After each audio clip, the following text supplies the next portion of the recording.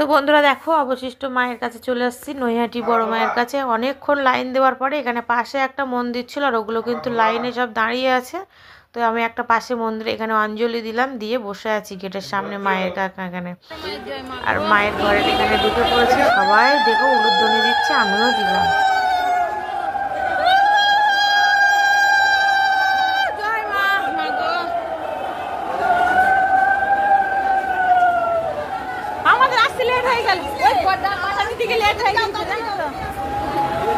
তো বন্ধুরা দেখো আমরা কিন্তু মায়ের ডালা মানে নেওয়ার জন্য একটা দোকান বুক করে রেখেছিলাম, সেখানে কিন্তু আমরা সবাই জুতো রেখেছিলাম। সেখান থেকে কিন্তু ডালাটা আমরা তৈরি করেছিলাম, 101 টাকা করে আমরা 2 ভাই বোন ডালা নিয়েছিলাম।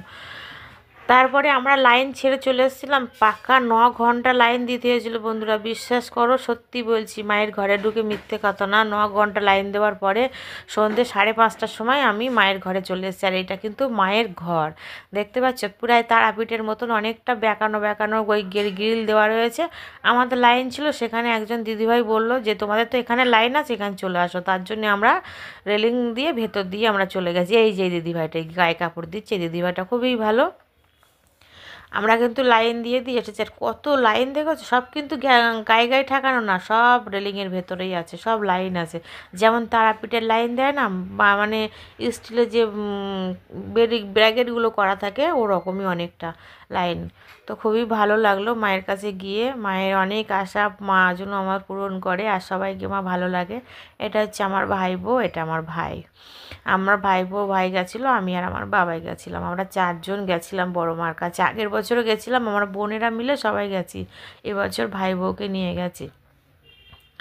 হ্যাঁ, আমার ভাই খুব মায়ের ভক্ত, তার জন্য ভাইকেও নিয়ে গেছি। মানে ভাই বলেছিল, বলার সঙ্গে সঙ্গে ভাই বোন দুজন মিলে প্ল্যান করে চলে আসলাম মায়ের কাছে। আর মায়ের কাছে এসেছি, মা যদি না টানে আসা যায় বলো তো? বিশেষ করে বড় মা, জয় বড় মায়ের জয়। মা গো, তুমি ভালো করো। এই দেখো আমি ডালা নিয়ে হাতে নিয়ে দাঁড়িয়ে আছি, এবার কিন্তু ডালা দেবো আর কি। আমার বাবা এই দাঁড়িয়ে আছে।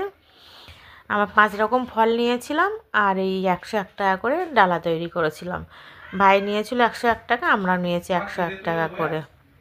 তা দেখো, সবাই কিন্তু আমরা অনেক ধৈর্য ধরে 9 ঘন্টা লাইন দিয়ে দাঁড়িয়ে এই মায়ের ঘরে এসে গেছি। ওই সামনে দেখা যাচ্ছে মায়ের সুন্দর, ওখানে আর একটুকুনি 10-15 মিনিটের মধ্যে আমি মায়ের ঘরে প্রবেশ করব আর কি।